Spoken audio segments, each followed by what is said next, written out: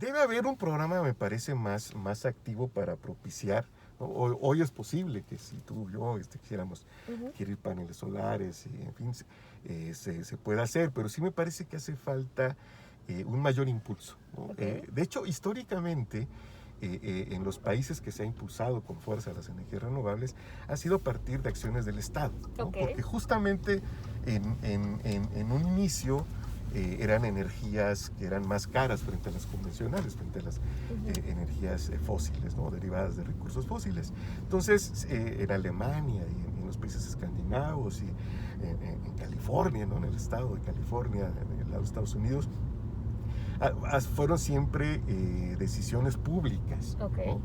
Las que estuvieron detrás del impulso a renovables. Me parece que hace falta en el país, hace falta hacer más sencillo todo para lo que se llama generación distribuida, ¿no? Incluso revisar los valores a partir de los cuales se requieren permisos por estos grandes edificios, ¿no? Claro. Que podrían, como que estamos pasando ahorita al lado, estos podrían tener todo con paneles solares, y debería ser factible. Hay por ahí una iniciativa, si no me equivoco, para incrementar los límites a partir de los cuales no se necesita caer en una tramitología tan grande, ¿no? Ahora, la transición va, como quiera que sea, es lenta, responde, ¿no? Porque al final del día la transición energética también depende de cambios en los sistemas de producción y en los patrones de consumo. Nosotros mismos también debemos modificar, ¿no? y hacerlo más racional, nuestros consumos. Yo suelo repetir una frase que decía mucho el doctor Mario Molina, que pues si no cambiamos justo, ¿no? nuestros sistemas de producción y nuestros patrones de consumo, primero nos vamos a acabar la atmósfera que las reservas petroleras, ¿no? Lo decía y lo mostraba además, que fue sin duda un hombre sabio. Entonces, sí, es una cuestión, me parece, en nuestro país que todavía merece o necesita de un mayor impulso. Ok, sí, justo porque pues siento que actualmente, por lo menos no solamente este gobierno, es algo que hemos visto anteriormente, como que seguimos enfocados, ¿no? en el tema de las energías fósiles y como que no hemos dado ese brinco, esa transición, a apostarle ya a energías más limpias que incluso creo yo podrían quitarle una carga al Estado, ¿no? Sí, igual, en la reforma todo esto se dejó fundamentalmente en manos del mercado y entonces eso ha implicado que no haya, por ejemplo, una planeación integral suficiente, porque no solo se trata de generar, por ejemplo, en el caso de la electricidad, con energías renovables, sino también de planificar lo que implica el acceso de la energía eléctrica derivada de energías renovables en el sistema eléctrico nacional, ¿no? Se necesitan inversiones en transmisión, en ampliación de la red, en instrumentos tecnológicos que permitan, que existen, y eso no tiene ningún problema tecnológico, para administrar, gestionar adecuadamente este acceso a la red, cómo se reparten el costo de los respaldos, ¿no? Porque mientras no se resuelva cabalmente el reto del almacenamiento, pues sol no tenemos todo el día, ni viento no tenemos todo el día, ¿no? Entonces hay un problema ciertamente de intermitencia cuyo costo nos debemos repartir en forma equitativa. Y voy a decir algo, además, muy asociado con esto, que a lo mejor va a valer que me bajes del auto en este mismo instante, porque no es muy popular. Pero yo creo que como país ya necesitamos seriamente entablar un debate sobre el nivel socialmente óptimo de la fiscalidad en los combustibles automotrices, ¿no?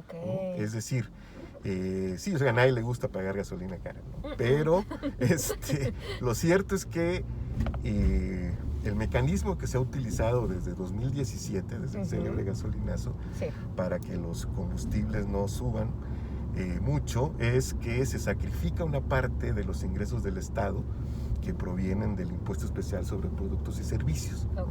Y por ejemplo, para dar una idea de lo que esto ha implicado, en 2017, cuando se instauró este mecanismo, porque pues estaba toda la efervescencia social, ¿no? Bueno, en 2017 el Estado mexicano sacrificó ingresos por 70,000 millones de pesos, Wow. que en ese entonces eran equivalentes al presupuesto sumado de la UNAM, del Politécnico, el CONACYT y la Universidad Veracruzana. Wow. La pregunta que nos tenemos que hacer como sociedad es, ¿de veras eso es racional? ¿De veras es racional No. que el Estado prefiera subsidiar fiscalmente, ¿no?, el No. consumo de combustibles a financiar instituciones como las que No. señalé? Yo creo que no.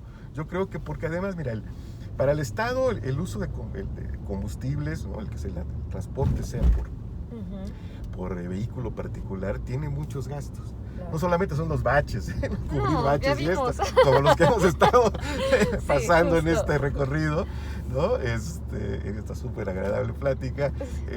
No, son lo que implica en términos de protección al medio ambiente, gastos en seguridad industrial, en ordenamiento urbano. Bueno, hasta el torito cuesta.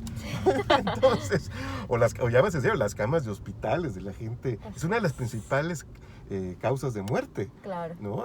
Cuánta gente no queda además físicamente dañada por choques y pues también tiene que al final del día ser pensionado. En fin, son muchos costos asociados al transporte individual. Por eso digo, la fiscalidad se tiene que revisar. Claro. Mira, yo he planteado sin éxito hasta la fecha que, por ejemplo, si en la Ciudad de México hubiera un impuesto ambiental de 50 centavos por litro No, de güey. gasolina consumido, que te encarece 20 pesos, 25 pesos a la semana el tanque, con eso la ciudad obtendría 4,000 millones de pesos Wow. que podría destinar a mantener y ampliar el metro, ¿no? Y yo creo que mucha gente, bueno, yo lo hago, yo uso muy poco, lo menos que puedo el vehículo, pero yo creo que muchísima más gente se transportaría si el metro te llevara, ¿no?, a tu lugar de trabajo, Claro, claro. fuera un sistema seguro, higiénico, confiable. Entonces, como bien dices, yo estudié en París, viví 5 años en la capital francesa, y bueno, ahí tienes ahora sí que una estación de metro a no más de 400 metros, ¿no? Y entonces tú puedes viajar por la ciudad, por toda la ciudad, en el metro. Si tú llegas en el aeropuerto, al Charles de Gaulle, pues lo más recomendable es que tomes el tren suburbano, ¿no?, que te va a llevar al centro de París en 25 minutos, ¿no?, y no un taxi que te va a tomar 1 hora. Y aparte son carísimos. Que son carísimos, en efecto, ¿no? Sí. Entonces, sí, creo que, pero eso requiere este debate, porque además se puede también destinar una parte para financiar justo la transición energética, ¿no? Claro. Entonces, pero, insisto, qué bueno que que no me bajaste del auto. Bueno, es que de hecho, así nomás pasando el semáforo me estaciono. Exactamente. No, era para que no te atropellaran. No, doctor, para nada. No, pero tiene muchísima razón en este tema de los coches particulares, que aparte, pues no nada más es el tema de la gasolina en un coche, hay que pagar tenencia, verificación, que si se me ponchó la llanta, la licencia, bueno, hay muchos gastos de por medio al tener un coche particular, pero también lo que uno no se explica, yo también he usado el metro muchísimas veces y creo que es uno de los mejores transportes que hay, pero desafortunadamente no se le invierte al metro. O sea, y creo que es el éxito de las ciudades de primer mundo, que toda la gente se transporta en transporte público y el auto particular casi no se utiliza. Y aquí en México, pues vemos que, por ejemplo, el Metrobús creo que funciona, pero no deja de contaminar, y el metro que está ahí, ya está la infraestructura, ya está todo, no se le da mantenimiento y luego pasan desgracias y pasan cosas que dice uno, pero si hay los recursos. Sí, y mira, incluso algo más que también implica el que no se haya continuado el crecimiento del metro. Pensemos al metro como un organismo vivo. Y entonces, para darle mantenimiento, para incrementarlo, bueno, vamos 4 años con 2 estaciones que no se terminan de Miscuac Observatorio, ¿no? Pero eso, cuando no se hace, también implica que se vayan perdiendo capacidades. O sea, que estos ingenieros que fueron parte esencial, que fueron grandes actores cuando empezó a construirse el metro, pues ya son gente de edad avanzada y no ha habido un relevo generacional, justo porque ha sido pues no muy continua la actividad, ¿no? Tristemente, bueno, pues la línea 12 ha sido la única que se ha construido en este siglo, ¿no?, como línea. ¿no? Y entonces pues ya vimos cómo se han perdido capacidades, ¿no? Sí. Creo que ese es el otro lado. El Metrobús, por supuesto, es muy útil, pero es un complemento. Si tú vas o cualquiera de los que nos ven han ido a Bogotá, que es donde no hay metro, solamente hay Metrobús, pues veremos que la ciudad sigue siendo un caos. O sea, el tráfico no le pide nada a la Ciudad de México, ¿no? Y subirse al equivalente, tiene otro nombre, no recuerdo cuál es, pero el equivalente al Metrobús, pues es un triunfo en horas pico, ¿no? Entonces, sí es un complemento, claro que ayuda, pero para una ciudad, bueno, para una megalópolis, ¿no? Porque ya con el área metropolitana, es una gran ciudad, pues la solución en general es el metro. Digo, y si hubiera esta transferencia, ¿no? a partir de este impuesto ambiental, bueno, 4,000 millones de pesos es lo que ha disminuido el presupuesto del metro en los últimos años, ¿no? Entonces, se podría recuperar por ahí. Yo creo que podríamos los automovilistas, sin duda, hacer este subsidio cruzado, porque seríamos beneficiarios también eventualmente, ¿no? De un buen sistema de transporte colectivo y con el apoyo de los presupuestos de la ciudad y del presupuesto nacional, porque pues, para un presupuesto local ciertamente es mucho dinero. Se puede tener este transporte que yo insisto es fundamental. Claro. Doctor, ¿y usted qué opina? Por ejemplo, yo espero que no me linchen después de lo que voy a decir, pero lo tengo que decir porque es necesario. ¿Usted qué opina? ¿O usted cree que sería viable poner un impuesto? Por ejemplo, ¿cuántos coches aquí vemos en la Ciudad de México que traen placas del Estado de México o de Morelos y no pagan lo que tendrían que pagar, y uno que es un buen ciudadano que trae sus placas de la ciudad, pues te cobran un dineral, pero dices, a ver, ¿por qué ellos sí, ellos no? ¿No? O sea, y creo que también en temas de recaudación pues sería bastante dinero, ¿no? Sí, yo creo que tendría que haber algún tipo de acuerdo o alguna obligación en las leyes de coordinación fiscal de evitar esta suerte de competencia por bajos derechos, porque en efecto, debo decir, ahí cuando compré el vehículo que tengo actualmente, me ofrecieron placas de Morelos, y como dices tú, no, espérese, ¿no? Entonces, la verdad, pues uno no, hay una anécdota muy divertida de un amigo que fue a dar una plática a una organización empresarial, no diré cuál, pero se empezó a decir la asociación tal de Morelos, hasta que dijeron, no, es nacional. Y le digo, bueno, pues es que en el estacionamiento veo pura placa de Morelos.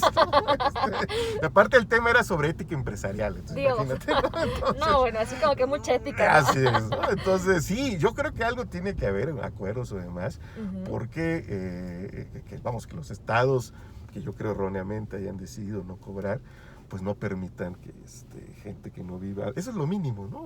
Que en Morelos no sigan permitiendo que se emplaquen autos que evidentemente su propietario, cuyo propietario pues no vive en la entidad, ¿no? Totalmente.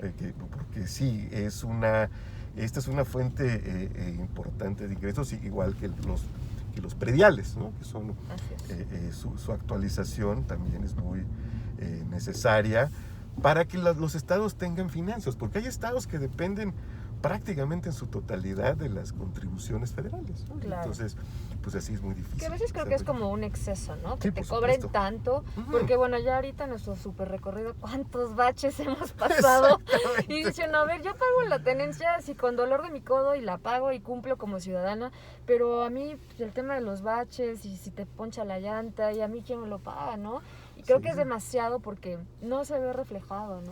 Sí, bueno, justo se anunció el presidente un plan nacional de baches, ¿no? Que dice uno, bueno, lo que hay que hacer. Sí, esto tiene que ser responsabilidad de las autoridades locales, claramente. Totalmente. ¿No? Y para eso deben servir también, por ejemplo, cosas como la tenencia, ¿no? Claro que sí, es bastante, y muchas veces digo, se paga la tenencia, se paga la verificación y son pagos, y como ciudadanos yo creo que no es proporcional lo que recibimos a cambio, ¿no? Sí, y de hecho es una obligación como ciudadano, un derecho, y obligación al mismo tiempo vigilar que se ejerzan, ¿no? adecuadamente los impuestos y derechos que pagamos, ¿no? Así es. Doctor, ¿algo más que nos quiera compartir?